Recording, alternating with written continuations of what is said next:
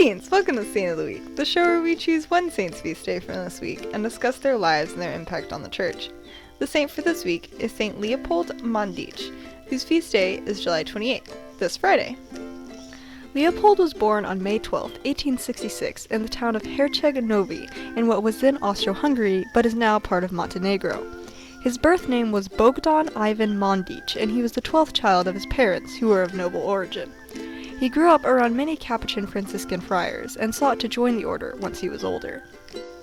Bogdan suffered from many physical ailments. He was weak and delicate, walked clumsily, and had a stutter. He was only 4.5 feet tall. In spite of this, he traveled to Udine, Italy, to join the Franciscan order when he was 16. 2 years later, he entered the novitiate and took the name of Leopold.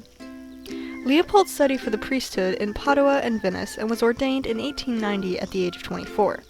After he was ordained, Leopold was sent to various different monasteries throughout the area of Venice and Croatia.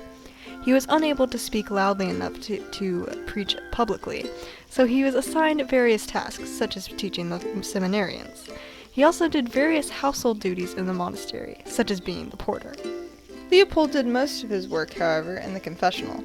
He would spend sometimes up to 13 to 15 hours hearing confessions every day, and many bishops sought him out for his spiritual direction.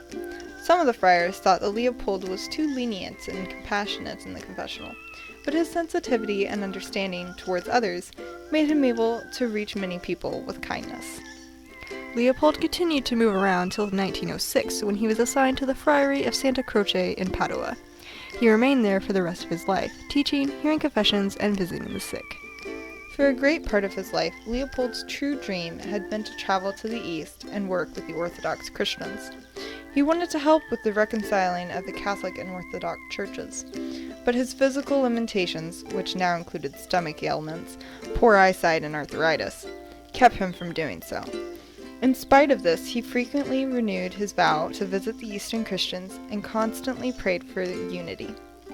Yet another of Leopold's bodily illnesses was esophagus cancer. It led to his death at the age of 76. He had been preparing for Mass on July 30th, 1942, when he suddenly collapsed. He was taken to a cell and given last rites. The friars gathered around him began to sing the Salve Regina, and as they sang, O clement, O loving, O sweet Virgin Mary, Leopold passed on to his reward. Leopold was weak in body, but strong in spirit, constantly praying for and working towards the good of others. He was gentle and kind to those around him, expressing a spirit of mercy and reconciliation. He was called the Apostle of Unity, and undoubtedly continues to pray for the unity of the Church today. Saint Leopold Mandic, pray for us.